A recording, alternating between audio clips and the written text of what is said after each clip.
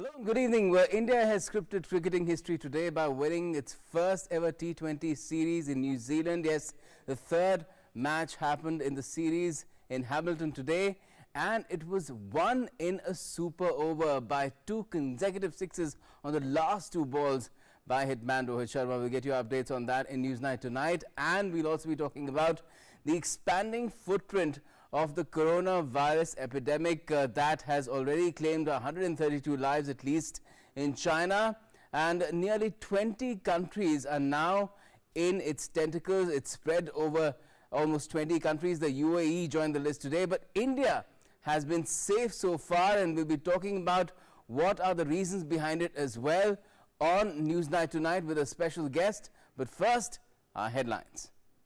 Headlines is sponsored by Wonder Cement. एक perfect शुरुआत. The Union Cabinet approves Medical Termination of Pregnancy Amendment Bill 2020, allowing medical termination of pregnancy of up to 24 weeks. Bill to be introduced in the ensuing session of Parliament. Cabinet also approves allocation of 30% funds of the North Eastern Council for new projects for focused development of deprived areas and neglected sections of society.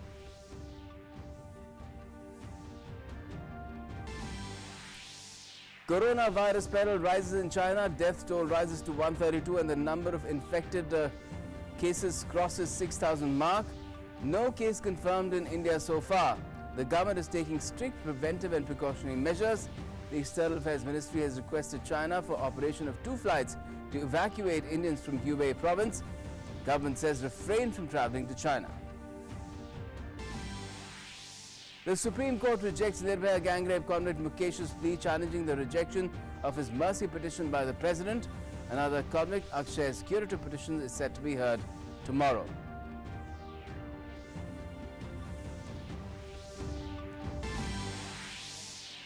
Electioneering heat mounts in Delhi. Home Minister Amit Shah and BJP President JP Nadda woo voters by addressing rallies. Akali Dal says it will back the BJP in the National Capital Assembly polls. Aam Aadmi Party leader Kejriwal's hold road show.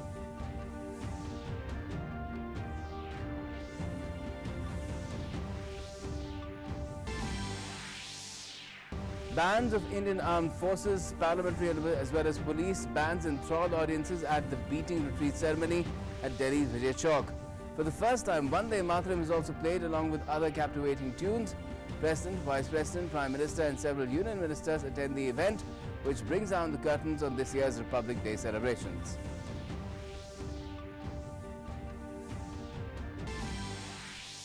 Palestine and Hamas reject the Israel-Palestine peace deal proposed by US President Donald Trump. Iran also voices its opposition.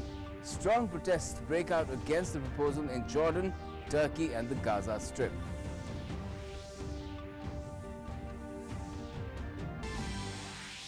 India scripts history during its ongoing New Zealand tour, lays claim to its first ever T20 series win in Kiwi land by winning the third match of the series in Hamilton. In a super over decider, hitman Rohit Sharma hits 2 back-to-back sixes on the last 2 balls. And a major upset at the Australian Open. Austria's Dominic Thiem beats world number 1 men's tennis player Rafael Nadal in 4 sets to enter the semis. Headlines was sponsored by Wonder Cement. एक perfect शुरुआत. Well, the Union Cabinet took several key decisions today. These include approval of allocation of 30% funds of the North Eastern Council for new projects for focused development of deprived areas and neglected sections of society, and extending the upper limit for permitted abortions from the present 20 weeks to 24 weeks for special categories of women, which would include rape survivors, victims of incest, differently abled and minors. Here's more. In order to increase access of women to safe abortion services, the Union Cabinet chaired by the Prime Minister on Wednesday approved the Medical Termination of Pregnancy Amendment Bill 2020 to amend the Medical Termination of Pregnancy Act 1971. The bill will be introduced in the ensuing session of Parliament. जिसे progressive decision माना जाएगा, ऐसी गर्भपात की सीमा जो 20 सप्ताह थी वो 24 सप्ताह करने का एक फैसला हुआ। 2014 से सभी स्टेक होल्डर्स के साथ चर्चा शुरू हुई। श्री गडकरी जी की अध्यक्षता में एक ग्रुप ऑफ मिनिस्टर्स बना और फिर ये बिल आज कैबिनेट ने पास किया, जो अभी संसद में जाएगा।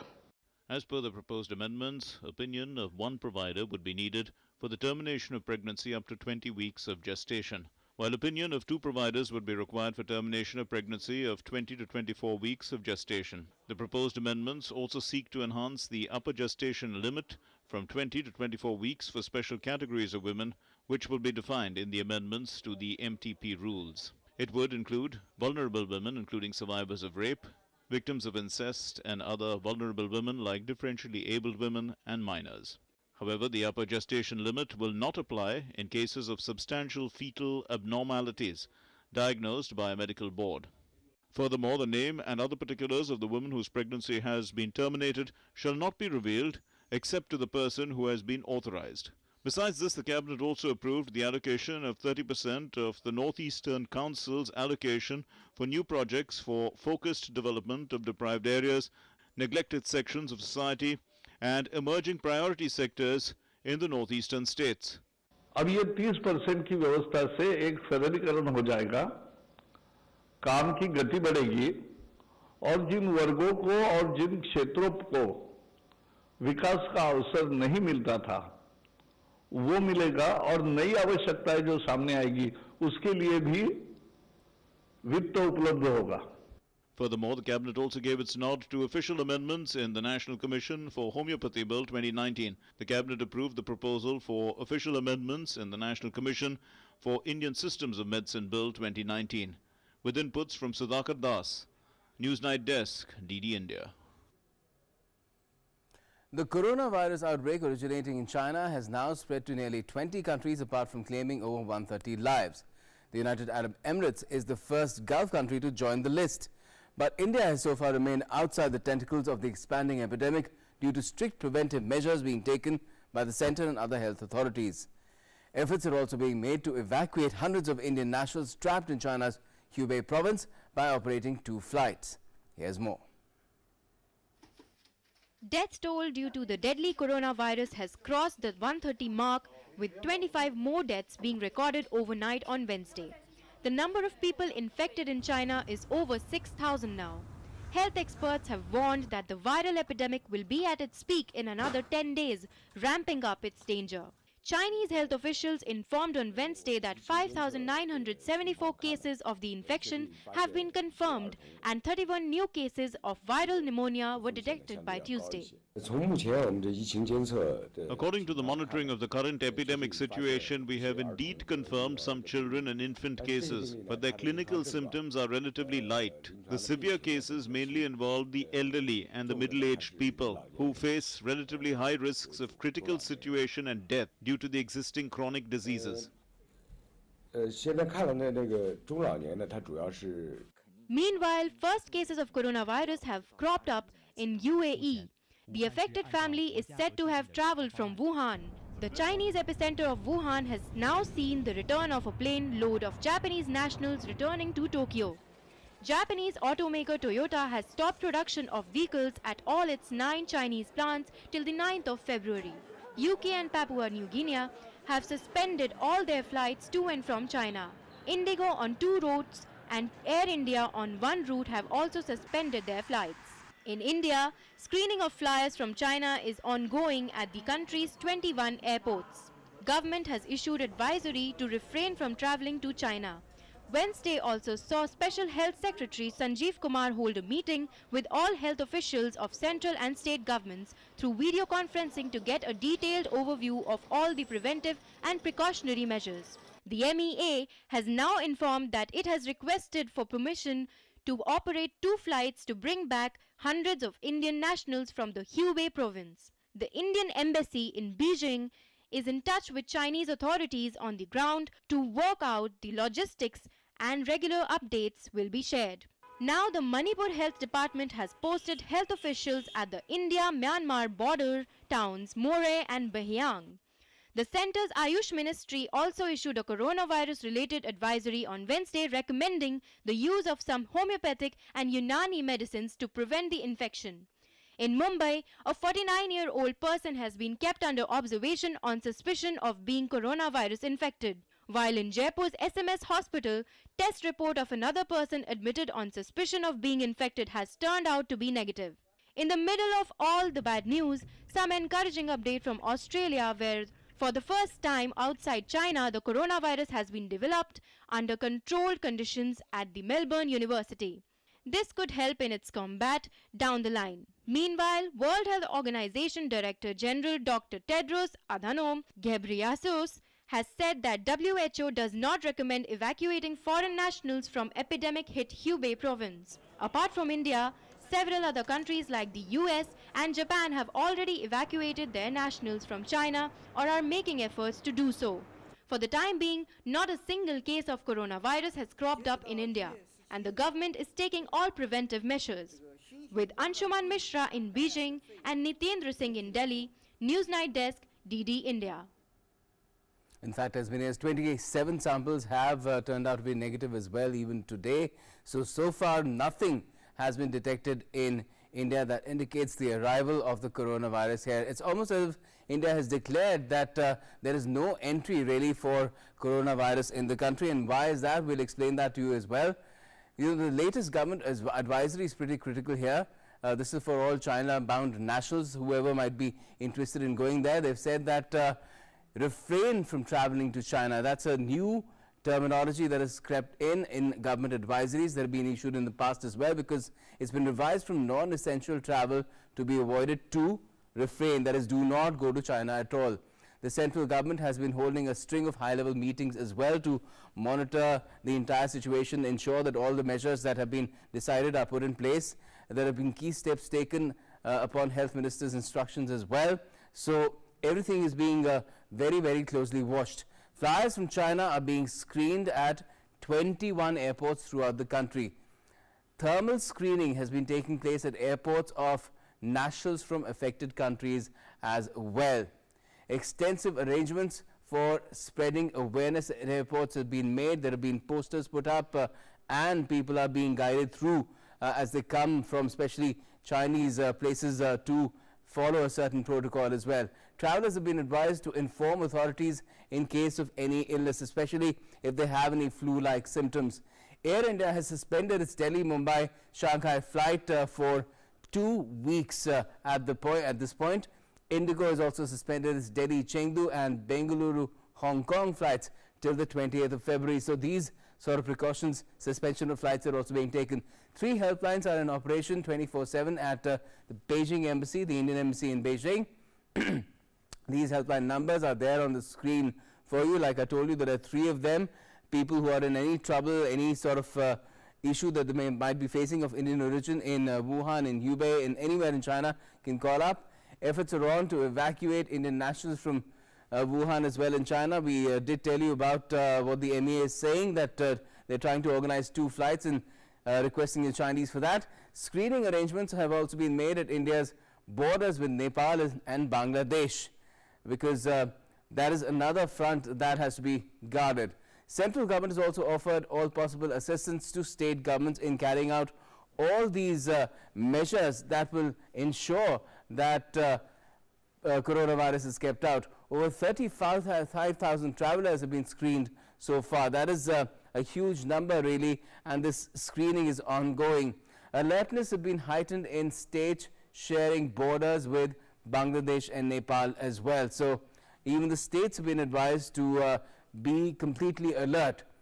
What's furthermore is that isolation wards have been set up in Delhi's AIIMS, RML and other hospitals, because if in any case there are suspected patients who have these symptoms, they can be taken to these isolation wards. There's a helpline number at home as well. You can see that on the screen too. It's a number in Delhi that you can call in case you're having any problems that you might think could be because of coronavirus infection. Apart from Pune, lab 4 other cities, Alleppey, Bengaluru, Hyderabad and Mumbai have labs for testing any cases of coronavirus. Screening is also being begun at all big ports in the country. That's another thing that is being done to ensure that there is no entry for coronavirus. No coronavirus has been detected in India so far. That must be clearly put out. That just not happened. And there are these frequently asked questions as well that you can really look at. Do all need to undergo coronavirus test only on doctor's advice if coronavirus symptoms appear? So that's your answer to that question. Is it safe to travel to Wuhan and other Chinese destinations? Well, the government has given a very clear advisory now that you need to refrain from traveling to China.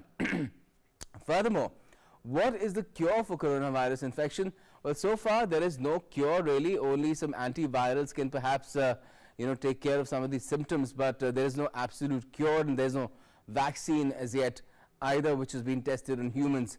It's best to avoid people who've been infected and avoid going to places where it's known that coronavirus cases have been cropping up.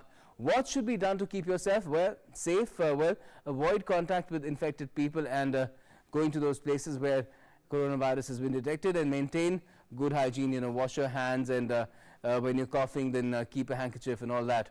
What to do after coming in contact with infected people? Well, you need to monitor your health for about 28 days after coming in contact with the infected person, and you need to take the doctor's advice if any symptoms crop up.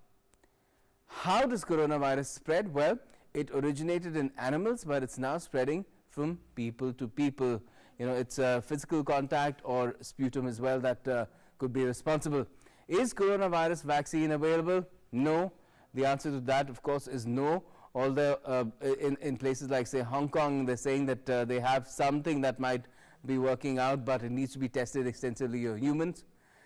Now, how to avoid coronavirus infection? That is very, very important. Avoid contact with infected persons. Wash hands frequently with soap so that there is no trace at all of anything that might lead to an infection. Don't touch your mouth, nose, eyes with unwashed hands. And at the same time, avoid contact with infected materials as well. For example, if somebody has been using a handkerchief or something else, don't be in contact with that as well. Wash hands before cooking, particularly because it can spread through the food as well. Wash hands after using the toilet, the bathroom as well. That is another thing that is very, very important. These are general precautions that you should take in order to avoid a lot of other diseases as well. So that applies to coronavirus as well. Wash hands after contacting animals. If you pet someone's dog or come in contact with any street dogs, cats, anything, you need to wash your hands as well. Wear N95 mask in public places. The same mask that is used to fight pollution, to keep pollution at bay, to keep your lungs clear, you can wear that on your face to avoid getting infected as well. Avoid visiting places that have been known to have the infection as well. Avoid shaking hands with others too. So it might seem a little rude, but in India you have a straightforward solution. Just do namaste. That's just as good. And furthermore, visit the doctor if you're unwell. That really goes without saying, because in this sort of situation where anything is possible with so many diseases that could really crop up, coronavirus being the least of them, you need to be in touch with the doctor, especially if you plan to travel. So these are some of the things that you need to do in case you want to avoid coronavirus. For the moment, there's nothing in India, and we'll be talking about this further with an expert guest as well. Stay tuned to Newsnight. अनगिनत हौसलों की खबरें, सपनों की ऊंची उड़ानों की खबरें, सोच बदलने की खबरें, असंभव से आगे निकल जाने की। अच्छी खबर अच्छा करने की प्रेरणा का सबसे बड़ा कारण बनती है। मैं तो देशवासियों से भी अपील करूं कि गुड न्यूज इंडिया भी हमने देखना चाहिए। आम लोगों की खास कहानियां, प्रेरणा, जोश और उम्मीद देती पॉजिटिव खबरें। गुड न्यूज इंडिया रविवार रात 9 बजे सिर्फ डीडी न्यूज पर।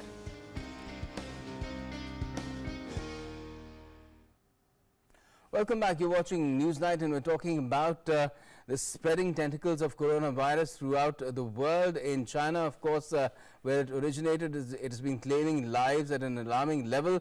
Almost a 30% rise in cases, infection cases overnight, and it's spreading to different countries as well. Nearly 20 countries, the UAE being the latest. But coronavirus has not been able to enter India. And that brings up our In Focus tonight. Stringent measures to stop coronavirus spread to India. And we have Dr. Sujit Kumar Singh, Director NCDC, with us to talk about it. Welcome and thank you for joining us to talk about this. Just tell us, Dr. Sujit Kumar Singh, what do you make of these measures that have so far kept coronavirus out in India? How watertight do you think they are? No, I think we should be very clear that these are not something which can be stopped by putting certain measures. But yes, we are trying our level best to mitigate the risk and to minimize the risk of entry of the virus at the first place. And for that, I think you are very well described that the efforts of entry screening at airports, seaports, ground crossings have been made. Further to that, the suspects which are detected at airports are provided backup support with the isolation facilities at each places. Samples will be collected, are collected and sent to the designated labs. I think initially it was 1, now we are going for 4. At all these places, all these airports, the suspect detected are isolated. That is 1. Second, if in incubation period the person with virus gains entry into inside the country, there is a possibility that in next 14 days or in next 48 days, if the contact have been in the later part of the travel to India, then in that case the symptoms will develop. And for that, we are generating awareness among the travelers who are entering into India, number 1. Because the development of symptoms in certain cases takes as much as 4 weeks. I don't think that is the case. I think regarding the coronavirus, it has been well more or less established, and whatever information right now we have, limited information what we can say from the previous MERS-CoV infection, SARS infection, where the longest incubation period was 14 days. Okay. So as per the WHO and CDC advice, we are following that, and that is being followed in other countries as well. But the advice is to, if you come in contact with somebody who has been infected with coronavirus, is to monitor your health for 28 days. No, that's correct. But that is the following which we are taking the double the incubation period. Okay. Because in public health we have to be over cautious. If at all we miss by chance, because I initially said that all is not well understood even by the scientists at this stage. Lot of investigations, epidemiological details are coming, and as and when our information trickles down and we gain some knowledge, scientific evidence regarding that, we update our recommendations as well. Right. Now, what are the protocols in place in case we have any coronavirus case coming up in India, which hasn't happened so far, but treating coronavirus has been very, very challenging because it doesn't have a clear-cut cure. No, that's very right. I think neither there is cure nor there is appropriate vaccine for preventing that. That is the bottom line. So what the recommendations are that once you develop symptoms, home isolation, this is the best. You have to self-monitor your own health, and as soon as after travel to China or if you have any contact with the positive person, you have to monitor your health, self-isolate in the home, try to minimize the use of any other common utensils, also minimize the number of contacts, only the essential contacts which should be enlisted also and reported to the person. And most important part I would like to highlight is the helpline number. Even in the remotest corner, as you have mentioned, the Nepal border villages or in the remote part of the Tamil Nadu, or so all these areas, you can definitely get access to the telephone and contact the helpline number. They will tell you that what to do in which situations, whom to contact, because not all physicians may be aware about what to follow, what practices should be followed.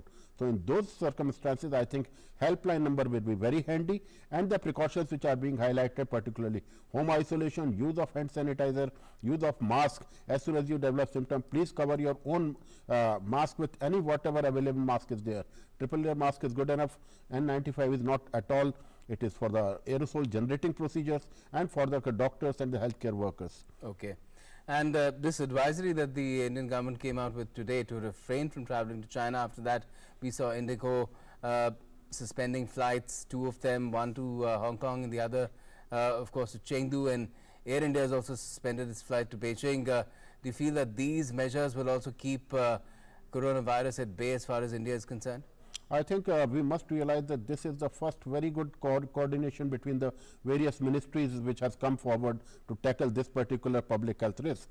Civil Aviation Ministry, Ministry of External Affairs, Ministry of Home Affairs with the immigration and all, and Ministry of Tourism, External Affairs Ministry, all have come joined hands with the Health Ministry. And with all these efforts, we are at the most trying our level best that how to minimize the entry of the virus into our India, because this novel virus where a lot of things are not known. What is the infectivity period, how much long the incubation period, how the mortality and morbidity will be in the Indian population suppose it gets entry. So we have to be very, very cautious, and by the efforts I think you are well aware that previously for MERS-CoV, Ebola virus and for many other viruses, these efforts have paid the dividend. We have, our country has been saved from Ebola virus by the emphatic screening which was done, and I think our ministry and all are on the safe because our daily cabinet secretary is taking meeting. Health secretary herself is monitoring each and every step, even the tracking of particular sample, whether it has reached the laboratory or in time or not. What are the results? So this is being monitored not only by the health secretary, but our honorable minister and the PMO is directly in touch with all this. Right. So I think a lot of efforts are being made. The other thing that needs to be talked about is the effort that is on to bring a lot of these Indian, especially students who are stuck in the Hubei province. Today the MEA had an update that they're trying to request that 2 flights are operated to bring these people, and they're in touch with the Chinese authorities on the ground as well to arrange for all the logistics. What do you make of this effort? If this effort does go through, how should it be carried out to ensure that that does not become a route for the virus to come here?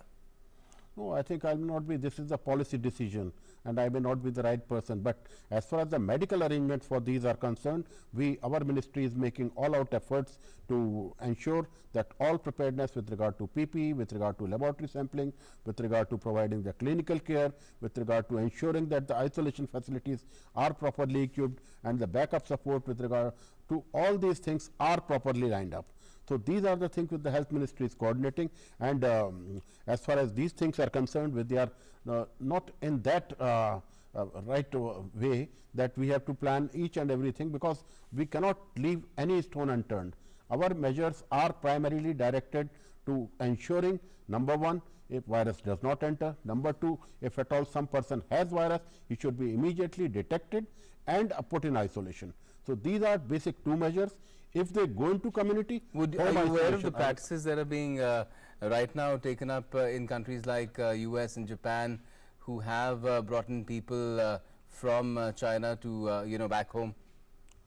I think those are the things which need to be tied up, and all those same in line with that only our ministry is making arrangements that how to provide the care if at all persons are coming, and then making the proper quarantine places where they will be observed for the symptoms. As the symptoms develop, then immediately they will be shifted in the isolation places where the samples will be collected. If found positive, all the contacts of that person will be again following the same guidelines which are being followed right now up to the 14 days and then to 28 days. So all these precautions will be taken, and I think we are totally geared up as far as the preparedness is concerned, and which as far as not only in the capital, I must highlight here at the state level also and at the district level also, isolation beds have been earmarked, and the state governments are in total readiness to meet any kind of eventuality. If any person per se if enters into the state, he is also being directed to the isolation facilities. Because the WHO, its Director General, has said that, and he's visited China too, saying that all those countries who want to bring out their nationals should avoid it at this stage, because again, the coronavirus infection, the epidemic is peaking. It will peak, it will reach its peak in about 10 days' time. So the danger is very much clear and present at this stage. I think most of the things are still evolving. I think we have the clear-cut clinical picture, clear-cut infectivity, clear-cut how it spreads in the populations. Most of the things are not clearly defined because this is a novel virus. I think initially people were thinking on the lines of SARS. and then they start thinking that how this, then the new strain came on 7th of January, they came first with that is novel strain. Then they named it novel coronavirus 2019. So I think most of the things, when it is the time, as the WR has rightly said, we have to build the ship as we sail. So we have to do our efforts as we go forward. Whatever clinical evidences are there, in line with that, we have to ensure that our efforts are also taking place right simultaneously. In terms of development of vaccine and cure, how much time do you think it could take for anyone to come up with those solutions to this problem, considering that right now there has been a certain work that's been done, but no one is close to coming up with something that is possible to be distributed into human population? So I think as far as vaccine or drugs is concerned, they are particularly for a novel virus or novel bacteria or this, it takes time.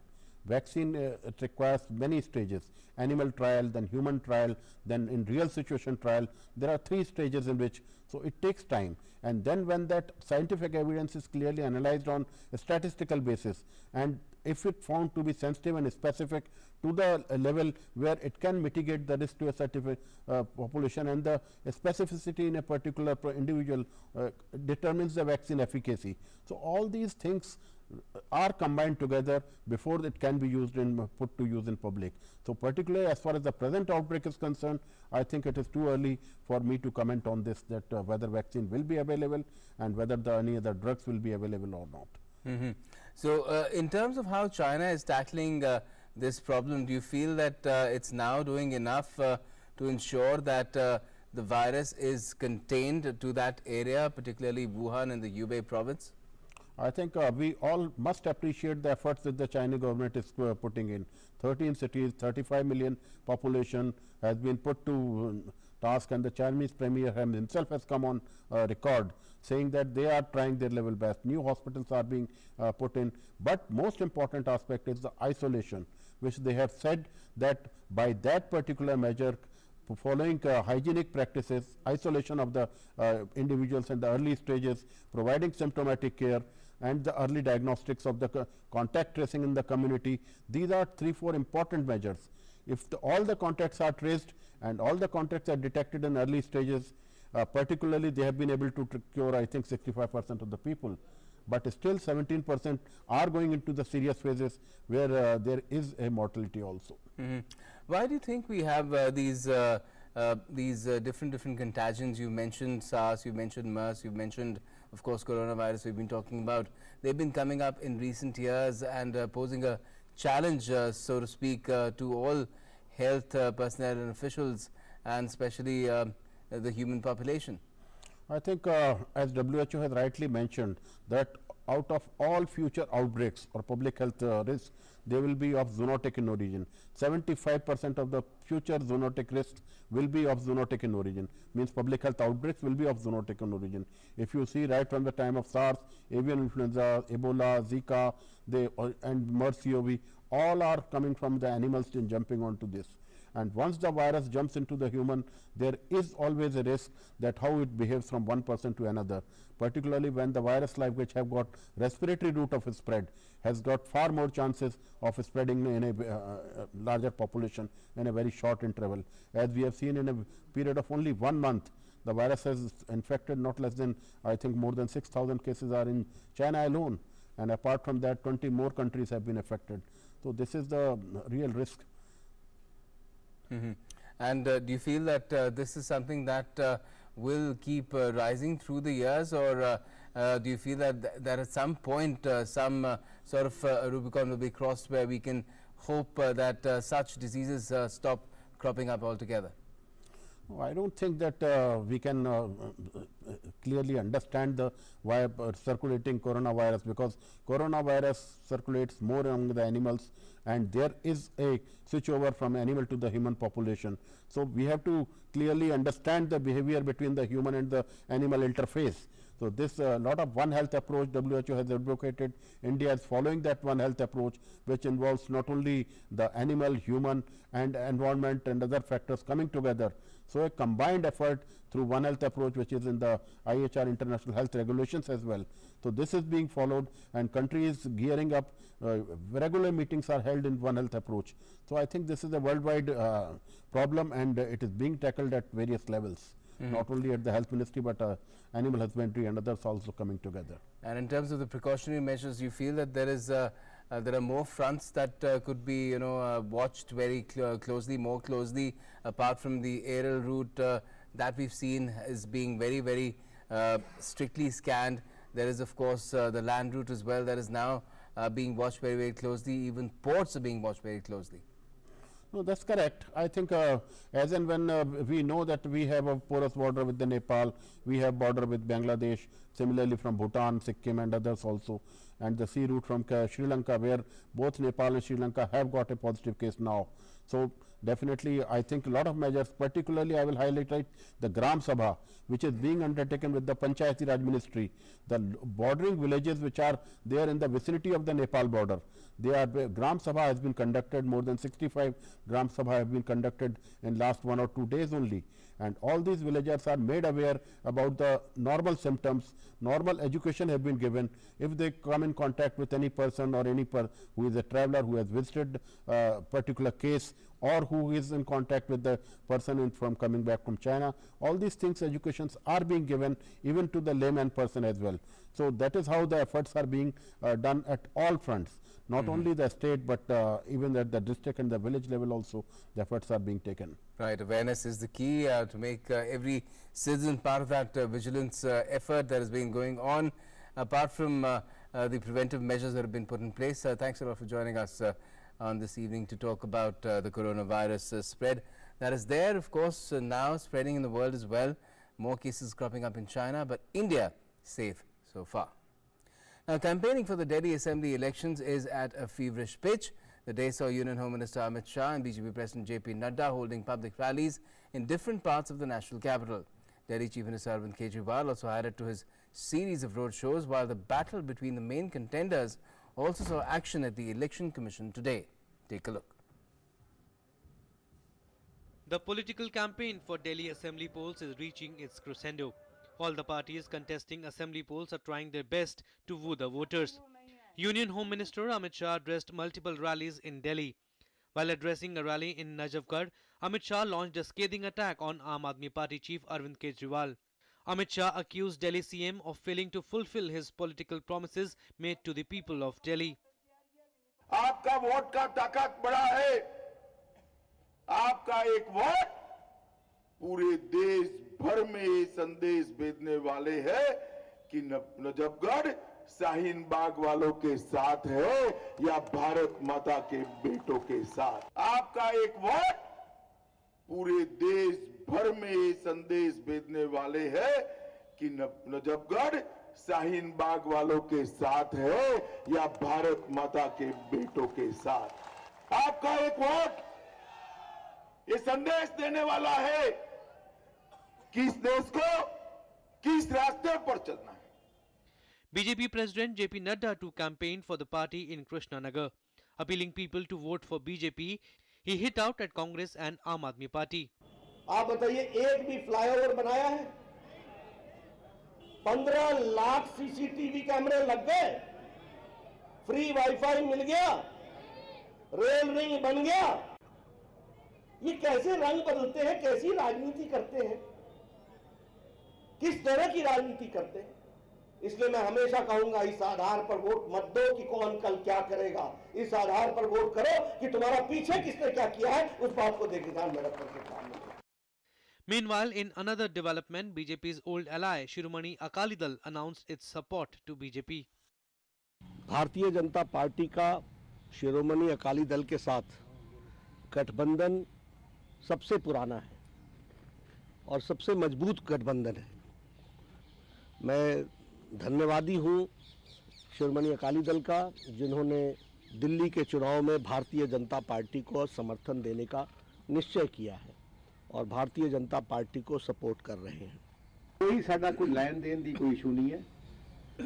थोड़ी जी communication gap सी, वो असीं बह के सारा sort out कर लिया। ते मैं सारी सिख संगत नूं, सारे पंजाबियों नूं मैं अपील करना चाहना है कि प्रधानमंत्री मोदी जी दा आपां हत्थ मजबूत करिए।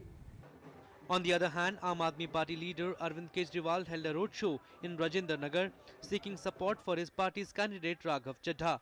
He accused BJP of tweeting fake videos on Delhi government schools. जिन लोगों ने फर्जी वीडियो डाला है और अमित शाह ने जो ट्वीट किया है उसको लेके FIR दर्ज होनी चाहिए और इन सब के ट्विटर को, जो इन लोगों ने ट्वीट किया है, ट्विटर से कह के इन सारे ट्वीट्स को जो भ्रामक है, जो दिल्ली को बदनाम करने के हैं, जो दिल्ली के बच्चों को, इनके दिल्ली के अभिभावकों को अपमानित करने के ट्वीट्स हैं, उसको डिलीट कराया जाए। Taking cognizance of an earlier complaint by Aam Aadmi Party, the Election Commission ordered the removal of names of BJP leaders Anurag Thakur and Parvez Sahib Singh from the list of BJP star campaigners for their controversial statements. BJP said that it will follow the Election Commission's order. अभी मैंने देखा नहीं, जो election commission का जो निर्देश होगा उसका पालन करेंगे। Congress party too is busy in campaigning with its leaders doing roadshows and addressing rallies. Delhi election is taking new twists and turns every day. However, fate of Delhi candidates will be sealed by Delhi voters on February 8th. The counting of votes will take place on 11th February. With Bikramjeet and Dheeraj Kumar, Newsnight Desk, DD India. Now, as the date draws closer for Delhi Assembly polls, leaders of all major political parties have intensified their campaign to woo voters. Amit Shah addressed multiple rallies in Delhi. JP Nadda too addressed the rally, while you have Saina Nehwal there, noted badminton champion, joining the BJP today. Saina Nehwal got entry into the BJP today, saying that she really appreciates the work of Prime Minister Modi. Some other eminent personalities have also joined the BJP. She has said that she's been inspired by Prime Minister Modi due to his untiring work for the country. मैंने अपनी ज़िंदगी में काफ़ी titles जीते हैं और sports field में काफ़ी हद तक अपने देश का नाम रोशन किया है। पिछली स्टोरी का और आज मैं एक ऐसी पार्टी में मैंने ज्वाइन किया है जो देश के लिए इतना अच्छा करती है। मैं एक बहुत ही हार्ड वर्किंग पर्सन हूँ और मुझे हार्ड वर्किंग पर्सन और बहुत पसंद है। एंड आई कैन सी कि नरेंद्र मोदी सर जो दिन रात इतनी मेहनत करते हैं और कंट्री को, देश के लिए इतनी मेहनत करते हैं, तो उनके साथ मैं कंट्री के लिए कुछ कर सकूं तो ये मेरा सौभाग्य होगा। Now, another ploy of one of the Nirbhaya gang rape and murder case death row convicts to delay the inevitable hanging has been foiled. The Supreme Court has rejected Mukesh's petition challenging the rejection of his mercy plea by the President. Now, another convict, Vinay, has filed his mercy plea before the President. Supreme Court has dismissed the plea of Nirbhaya case death row convict Mukesh Singh. Last-minute petitions like this by the convicts are seen as desperate attempts to stall their hanging. Mukesh Singh had sought to challenge the President's rejection of his mercy plea. The judgment was pronounced by a Supreme Court bench comprising Justices R. Banumati, Ashok Bhushan and A.S. Bopanna. Dismissing the petition of 2012 Delhi gang rape convict Mukesh Singh, the Supreme Court said that there is no merit in the contention. Alleged sufferings in jail cannot be grounds to challenge the rejection of mercy plea by the President. All the relevant material, including judgments pronounced by trial court, High Court and Supreme Court, were all placed before the President when he was considering the mercy plea of the convict. ये जो याचिका खारिज हुई है, ये मुकेश सिंह के लिए, ये उसका जितना भी रिलीफ था, वो कोई भी पिटीशन अब उसकी पेंडिंग नहीं है कहीं पर भी।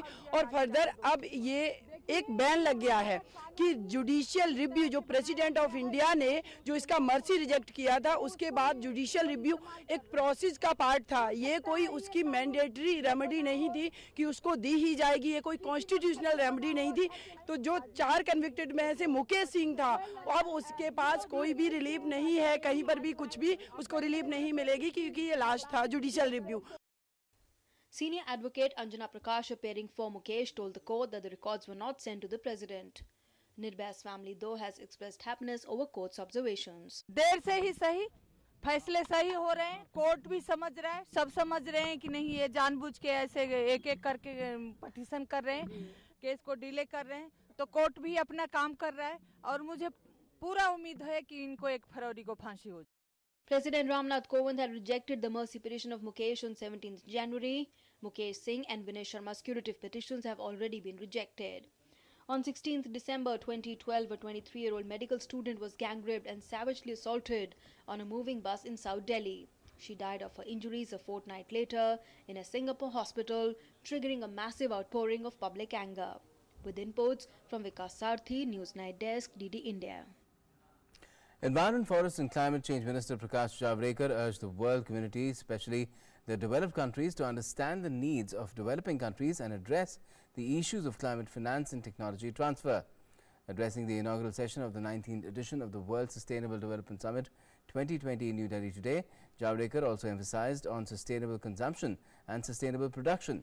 He said that it's high time that the world pays heed to what Prime Minister Narendra Modi constantly says on moving towards a sustainable lifestyle. World Sustainable Development Summit 2020 was also attended by ambassadors from Norway, Sweden, Japan, Finland, Fiji, Germany, France, Switzerland, USA, EU, Canada and Australia. If human actions have caused climate change, the same human acts, intelligence, intent will provide us solutions. And therefore, sustainable consumption lifestyle was included in the preamble of Paris Agreement. And I think that is very important, because unless we achieve that sustainability in our consumption, you don't achieve sustainable development goals. Defence Expo 2020 is set to roll out in Lucknow starting the 5th of February. The Defence Research and Development Organization, or the DRDO, is ready to display over 500 of its products at the expo. Self-reliance in defence is the key objective. Take a look. More than 500 products from various technology clusters will be displayed by the Defence Research Development Organization DRDO at the upcoming 5-day DEF Expo 2020 in Lucknow, Uttar Pradesh. The 11th edition of the biennial mega event will be held from February 5 to 9. DRDO will display a number of products in the India Pavilion at DEF Expo. The participation of the DRDO at the exposition is marked with a live demonstration of the Advanced Towed Artillery Gun System ATAGS, Main Battle Tank MBT, Arjun MKIA, Wheeled Armored Platform WHAP, Counter Mine Flail, 15M Advanced Composite Modular Bridging System ACMBS and Modular Bridge. The display of various indigenously developed military systems and technologies by DRDO is likely to bring alive the spirit of self-reliance and national pride. Sudhir Yadav's report, DD India. Let's now get you some more national updates in our regional roundup. Delhi police has released a poster with photos of 70 miscreants involved in Jamia Nagar violence incident that took place on December 15th, who are accused of causing damage to public property. The poster says anyone providing information about them would be rewarded by Delhi police, and that the name of the information provided will not be revealed. The 2 people have died and 1 injured in a clash between 2 groups in West Bengal's Murshidabad district when a debate between the 2 groups on Citizenship Amendment Act turned violent in Jalangi. West Bengal's Governor Jagdeep Dhankar said that he was totally shaken after a mob forced him to leave the venue of the Calcutta University convocation, but none can stop him from discharging his duties as the constitutional head and Chancellor of Universities of the state. In an unprecedented move, opposition Congress-led United Democratic Front MLAs blocked Kerala Governor Arif Mohammed Khan's inside the State Assembly with "Go Back" slogans and placards against the Citizenship Amendment Act. Normal life has been affected following the fresh spell of snow and rains in Uttarakhand. Many roads have been blocked owing to snowfall. The hill state is under the grip of cold wave conditions. After the snowfall, all the major peaks have been covered with a thick layer of snow. Mass wedding was organized by Prasar Bharati at Mayur Vihar, Delhi. On this occasion, 21 girls from needy families were massively donated. Now, India has reaffirmed its call for a 2-state solution to the Israeli-Palestinian conflict and asked both sides to resolve all issues through direct negotiations. India's reiteration of its views on the issue has come a day after US President Donald Trump unveiled his Middle East peace plan, which has been rejected by the Palestinians and Hamas amidst a slew of mixed reactions from other world leaders. US President Donald Trump unveiled a long-awaited Middle East peace plan at a joint press conference with Israeli Prime Minister Benjamin Netanyahu at White House. Trump proposed the creation of a Palestinian state with a capital in eastern Jerusalem in an effort to achieve a peace breakthrough with Israel. Trump said no Israelis or Palestinians would be uprooted from their homes under his plan. All humanity should be able to enjoy the glories of the Holy Land. This part of the world is forever connected to the human soul and the human spirit. These ancient lands should not be symbols of conflict, but eternal symbols of peace. Israeli Prime Minister Benjamin Netanyahu appreciated the positive initiative of Trump for this long-awaited Middle East plan and stated his vision presents a win-win solution for both sides. Mr. President, because of this historic recognition, and because I believe your peace plan strikes the right balance where other plans have failed, I've agreed to negotiate peace with the Palestinians on the basis of your peace plan. However, on the other, Palestinian Prime Minister Mahmoud Abbas has rejected the offer of Middle East plan unveiled by Donald Trump. The Palestinian negotiators say they made huge concessions, not least accepting Israelis' existence in around 78% of his historic homeland. The militant Palestinian Islamist group Hamas, which controls the Gaza Strip, also rejected the deal. This is our land and this is our capital. We will not accept any alternative. We will not accept only part of it nor part out of it. Jerusalem is Palestine's capital and we don't care about Trump. Jerusalem will stay ours with all its churches, Al-Aqsa Mosque and all the sacred sites. Leaders from around the world are reacting to US President Donald Trump's long-awaited Middle East plan, with some denouncing it as aggressive and one-sided, and others saying the proposal initiative could prove a positive step forward. Foreign Minister of Iran Mahmoud Javad Zarif rejected the Trump plan, while protests were also held in Turkey and Jordan. Earlier, thousands of Palestinians took out a protest march in Gaza Patti on Tuesday. Newsnight Desk, DD India. Let's now get you some more updates from around the globe in our World Wrap. A powerful 7.7 magnitude earthquake struck the Caribbean, prompting brief tsunami warnings and office evacuations as far away as Florida. The quake hit between Jamaica, the Cayman Islands and Cuba at a depth of 10 kilometers, according to the US Geological Survey. Tremors were felt across the Caribbean. Some offices were temporarily evacuated in Miami and parts of Jamaica. 536 fishermen needed rescuing after getting stranded on an ice floe in the Sakhalin region of Russia's Pacific coast, despite warnings from the local emergencies ministry that the ice was unstable. All the fishermen were taken safely to shore and no one required medical treatment.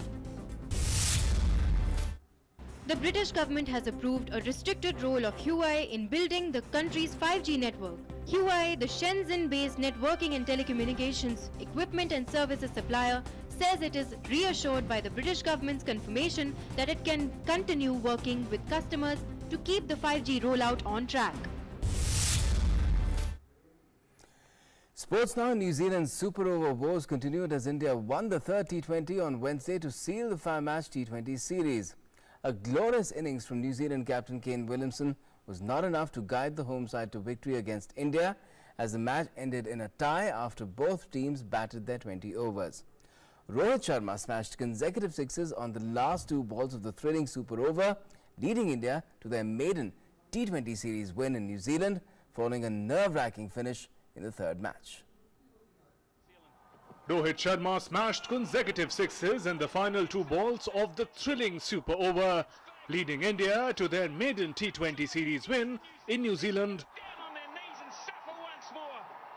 Needing 18 of 6 balls in the Super Over, India had managed just 10 of the first 4 balls. Then Sharma smacked 2 big hits to help India pull off a sensational win. Sent in to bat first, India got off to a blistering start with Rohit Sharma and KL Rahul putting an 89-run stand. Rahul was the first man to go. He was dismissed by Grand Om for 27. New Zealand pacer Hamish Bennett then swung the momentum New Zealand's way when he dismissed Rohit Sharma and Shivam Dube in the 11th over. Rohit, who was batting on 65 of 39 at that time, was looking ominous and his wicket stopped India's march. Skipper Virat Kohli and Shreyas Iyer then tried to resurrect the innings with 46-run partnership for the 4th wicket. Iyer's dismissal was the turning point, stumped off Mitchell Santner in the 17th over. 2 overs later, Kohli was caught at extra cover for 38. Manish Pandey and Jadeja helped India reach a challenging total in the end. Chasing 180, Williamson led from the front, batting on as wickets fell around him. The New Zealand skipper hit 8 fours and 4 sixes in his innings of 95 of 48 deliveries before losing his wicket in the final over with 2 runs needed of 3 balls. Mohammad Shami then bowled beautifully to deny New Zealand a run off the last ball, taking the match to the super over. Williamson carried his form into the deciding super over, hitting 12 of 4 deliveries as New Zealand set a target of 18 for India to hit.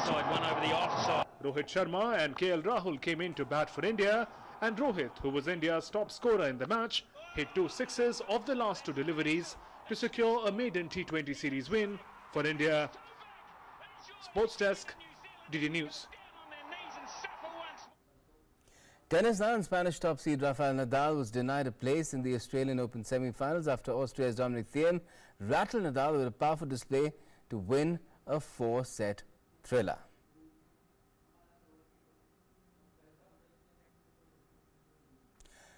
Now, the beating retreat ceremony, which took place in the evening today, marked the culmination of 4-day-long Republic Day celebrations. The ceremony was attended by President, Vice President, Prime Minister Narendra Modi, Defence Minister Rajnath Singh and other dignitaries.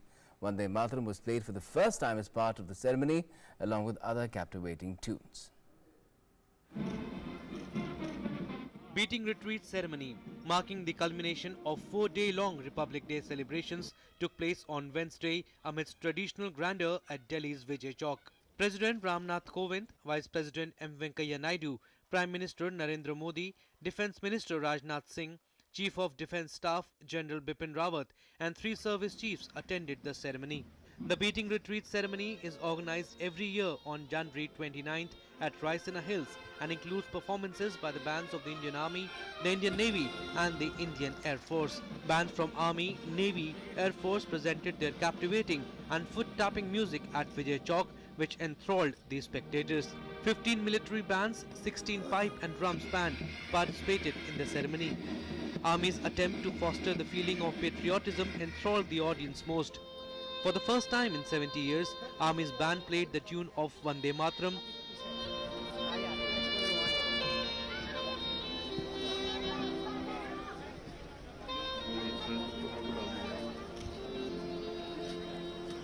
Besides, the Army band also played the tune of Sare Jahan Se Achha Hindustan Hamara.